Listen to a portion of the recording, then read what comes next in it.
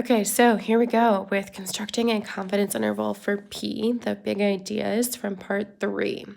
So first things first, I decided to write these out ahead of time and then just talk them over with you. But one thing I noticed as I was writing this out is that your book actually uses a different boundary for large counts. Instead of using 10, like I wrote on the, 2 previous pages ago for number 7 on part 3, instead of using 10, they actually use 5. So I'm going to cross this out. It has to be greater than or equal to 5, right? I guess it makes us include more possible situations. So, okay, we will use what your book uses. Okay, so here are our conditions. This is from learning target number 6. You have to have a random sample. That's number 1. And when you're checking conditions, you can literally write random sample. Check. Okay, and then you have the second condition is that it has to meet bins. So the important part of that is that it has to meet the 10% condition. So what you can write is that your sample size is less than 1/10 of the total population, right? Capital N here is standing for our total population size. And again, if that's true, you can write check. You have to fill in the actual value and then what the population is though. The third condition is that this sampling distribution for p hat that we're looking at is normal, which we want it to be normal so that we can use these critical values over here, which come from a normal curve. So we check the large counts condition. And so all you have to write is large counts, and this n times p hat, actually fill in what n and p hat are, make sure that calculates out to greater than or equal to 5, same for n times q hat. If those are true, you put another check. Okay, that's how we check our conditions or requirements. All right, learning target number 7 is about critical values. This is what we just calculated. For a 95% confidence level, we have a critical value, Z star, equal to 1.645. For 95%, it's 1.96. For 99%, it's 2.576. These values are going to become so familiar to you, you'll probably have them next to memorized. They are mostly, here we go. Oh, look at that. They are also on your table A. So if you look at your table A, you have some common critical values. There they are. And this one actually includes a few more. That's fine.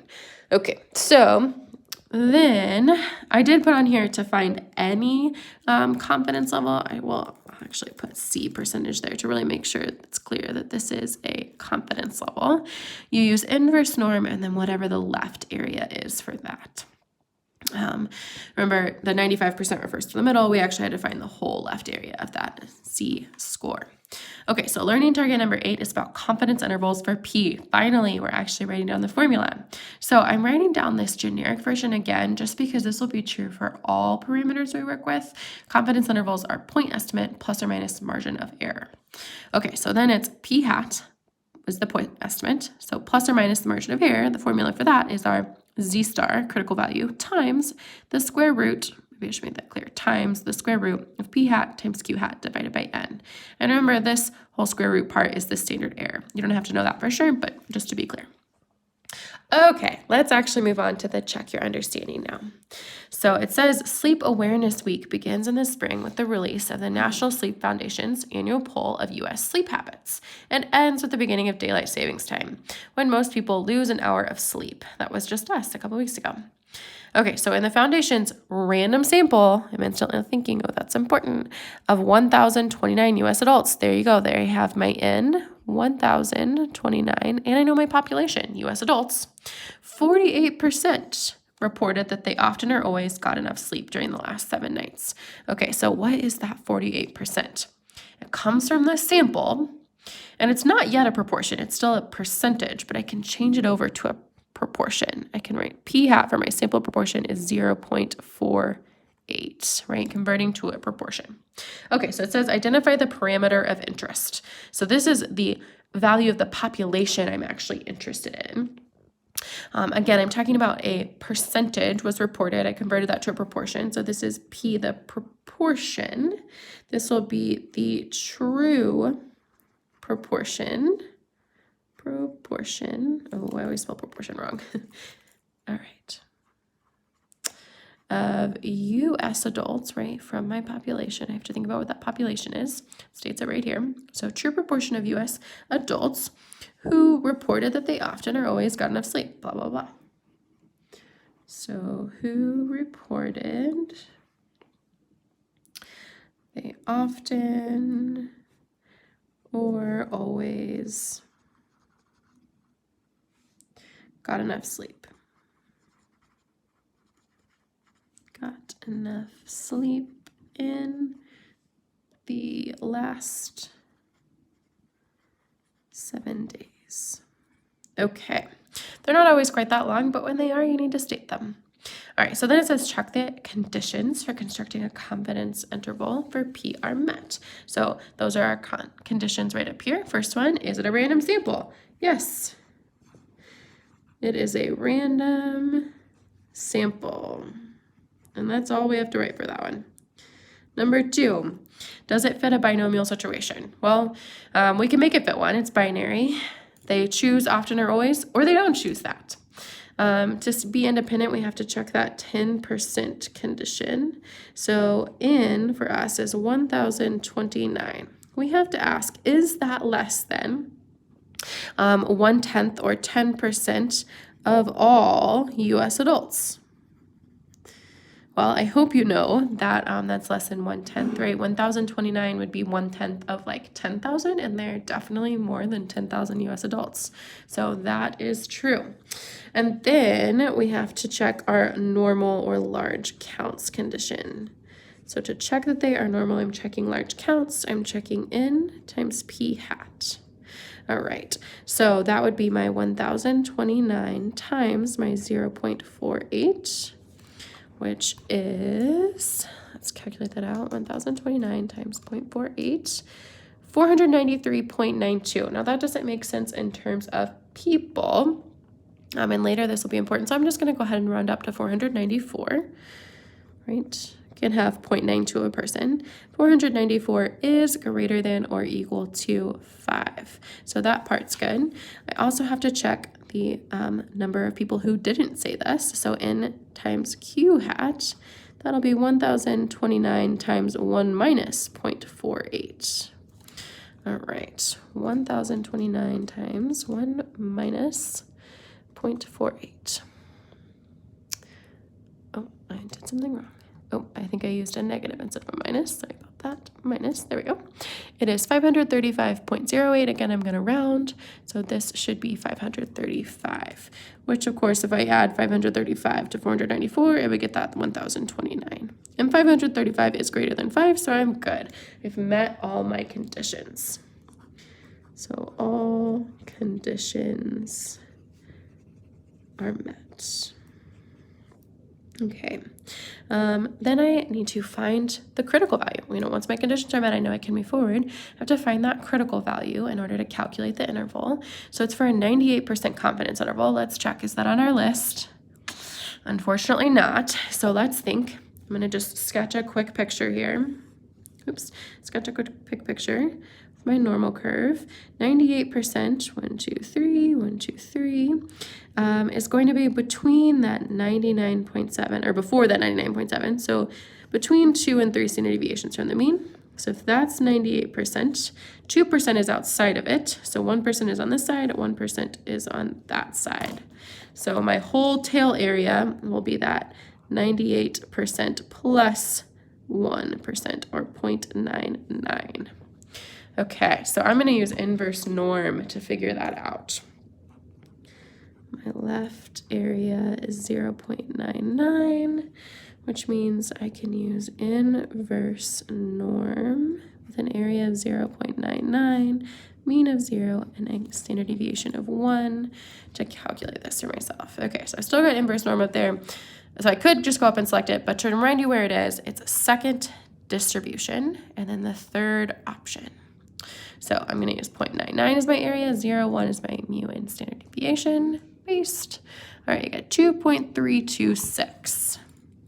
So 326. 326 is my critical value. Okay, all right. So I can calculate my interval. It is P hat plus or minus Z star, the critical value, times the standard deviation, P hat times Q hat divided by N. So if I fill into that, p hat is 0.48 plus or minus, my critical value is 2.326 times the square root of p hat, which is 0.48, times q hat, which is that 1 minus 0.48, divided by n, which is 1,029. Whew, okay, so that's really 0.48. I'm going to go ahead and calculate this stuff out to the right. So I have 2.326 times the square root of 0.48 times 1 minus 0.48. Of course, I think you could do 1 minus 0.48 and figure out that that's 0.52. That's fine too. Divided by 1,029. All right, I got 0.0362. 0.0362. Okay, so now I just need to add and subtract to my point estimate to find my actual interval. So I'm going to do my lower limit first, 0.48 minus that number. Minus, I'm just going to go up and select it here. All right, I'm going to round to 4 decimal places, so 0.4438. 0.4438, comma, and then 0.48, I'm sorry, plus that number. Go back up and select it. All right, 0.5162. 0.5162. Okay, of course, you don't actually have to go back up and select in your calculator like I do. You can type in the 0.0362 if you would like. I was just trying to save myself some time. All right, so I have my interval. Your book does say to round to 3 decimal places, so if you want to do that, that's totally fine. It would be 0.444 to 0.516. Totally fine. It doesn't really matter. I'll take either. And then finally, we have to interpret the interval in context. So this is going back all the way to the big ideas from the very first time, right? Not the part 2 ones, but the part 1 ones. We are blank % confident that the interval from blank to blank captures the true parameter in context. So let's write that out. Oh my gosh, here we go. Okay, all the way back down. So let's remember it was a 95% confidence interval. So we are 95% confident that the interval from, all right, it is 0.444 to 0.516 captures the true proportion of, okay, remind myself, it's a proportion and it's coming from US adults, right? It could check back up to number 1 when I was answering the perimeter of interest. So the true proportion of US adults who reported often or always got enough sleep during the last 7 nights. Sorry, 7 nights. Days doesn't really make sense for sleep, does it? 7 nights. Okay. So when you're doing your homework for confidence intervals, they're going to look a lot closer to this. But even this gives you these guiding prompts. So when we start the next part, I'm going to give you a strategy, right? Your homework problem will say construct a 95% confidence interval based on this situation. And you'll have to know how to do it. So this next part is going to start giving us those prompts. But I am going to let that be for next time. All right.